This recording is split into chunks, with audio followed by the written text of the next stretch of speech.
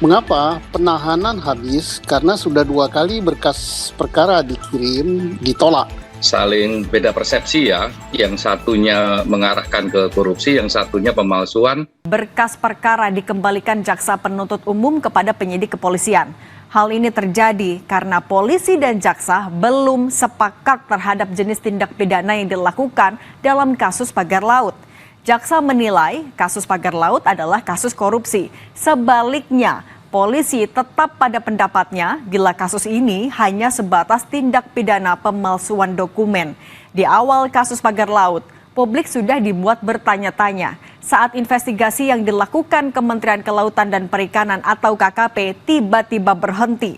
Bersamaan dengan polisi menetapkan kepala dan sekretaris desa Kohot sebagai tersangka. Sejak saat itu, siapa aktor utama di balik pembangunan pagar laut tidak bisa diungkap. Tambah lagi, investigasi KKP juga tidak menyebut perusahaan-perusahaan dan individu pemilik surat hak guna bangunan atau SHGB yang berada di area pagar laut tersebut. Karena kuat dugaan bila SHGB tersebut terbit berdasarkan dokumen-dokumen yang dibuat oleh para tersangka. Penegakan supremasi hukum serta kewibawaan negara dalam kasus pagar laut sebetulnya dalam posisi bahaya. Publik yang menunggu ketegasan aparat dalam penyelesaian kasus ini malah disuguhi kenyataan para tersangka bebas karena masa penahanan telah habis. Beda pendapat antara polisi dan jaksa dalam penyusunan berkas perkara adalah hal yang wajar. Tetapi jangan sampai perbedaan itu berlarut-larut sehingga memunculkan kesan adanya upaya membuat kasus pagar laut ini berhenti di tengah jalan. Pak Susno, kalau habisnya masa tahanan yang berujung pada penangguhan itu adalah hal yang memang sudah diatur. Tapi kalau penangguhan karena masih ada perbedaan pemahaman antara jaksa dan juga dengan polisi sampai masa tahanan habis itu adalah sesuatu yang bisa diterima. Ini yang agak aneh ya, yang menimbulkan pertanyaan, yang menimbulkan kekecewaan ya. Mengapa penahanan habis? Karena sudah 2 kali berkas perkara dikirim, ditolak. Ditolak dengan petunjuk agar kasus ini ditarik ke ranah tindak pidana korupsi. Nah, sedangkan Polri mengajukan pasal ini adalah tindak pidana pemalsuan 263. Sebenarnya ya, dari kacamata awam tanpa melihat, tanpa membaca berkas, tapi dengan mengamati apa yang tertayang di media bahwa jelas kasus ini tindak pidana korupsi. Mengapa demikian? Tidak mungkin seorang kepala desa menerbitkan berbagai surat palsu agar laut bisa disertifikatkan kalau tidak ada sesuatu yang didapat atau sesuatu yang dijanjikan.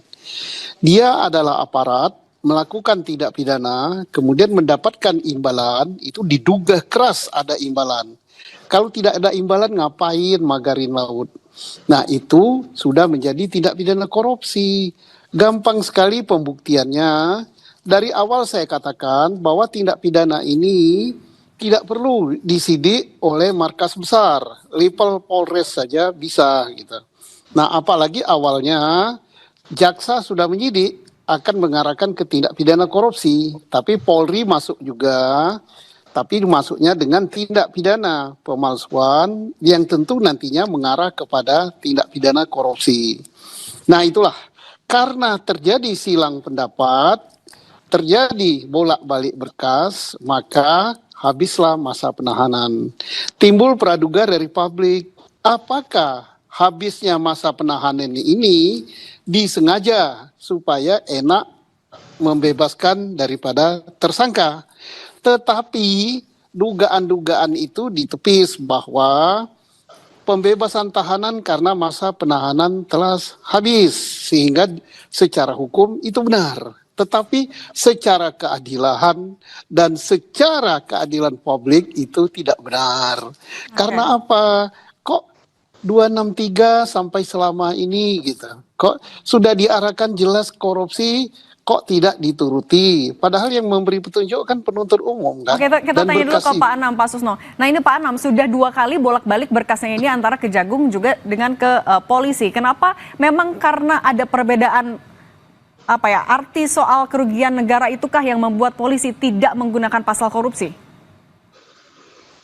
Iya, kalau kita membaca agak detail ya, berita-berita yang ada itu kan memang saling beda persepsi ya. Yang satunya mengarahkan ke korupsi, yang satunya pemalsuan, dan polisi juga lagi berproses soal korupsinya, terutama gratifikasi di Kortas Tipikor.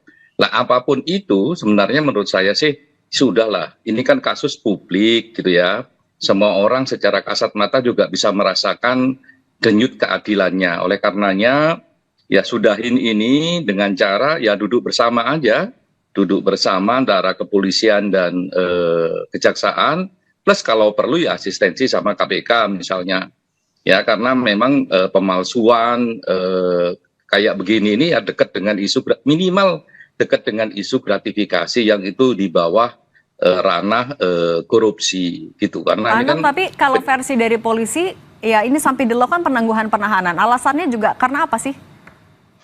ya karena masa tahanannya memang habis. Kalau tetap ditahan memang persoalan ya, tapi status tersangkanya kan masih tetap jalan, status penyidikannya tetap jalan. Nah oleh karenanya penting bagi kepolisian dan kejaksaan untuk duduk bersama. Kalau perlu misalnya gelar perkara khusus misalnya begitu ya, libatin Kompolnas, libatin Komjak, misalnya begitu, untuk melihat sebenarnya ini apa sih ini persoalan utamanya. Jangan sampai misalnya kesannya itu ya kuat-kuatan institusi, dan itu kan nggak baik bagi penegakan hukum kita. Ya polisi jadi nggak baik, jaksa juga dilihat nggak baik kalau terus-terusan begini. Nah, kalau misalnya kalau ini berdasarkan penjelasannya, detailnya kami belum tahu. Kalau penjelasan polisi, Bareskrim itu kan kalau ditarik ke mana ke korupsi nggak ada kerugian negara. Iya, korupsi kan tidak hanya soal kerugian negara, gratifikasi juga iya, gratifikasi kan tanpa kerugian negara juga iya, memungkinkan itu. Tapi apapun itu, kalau menurut saya memang dua institusi ini harus duduk. Kalau perlu memang asistensi sama KPK, agar apa kasus ini bisa dibuka seterang-terangnya dan tidak hanya berhenti di level kelurahan, kecamatan, petugas lapangan di urusan ATR BPN, kan sementara tersangkanya itu aja. Padahal kalau lihat skema kepentingan nggak mungkin berhenti di situ.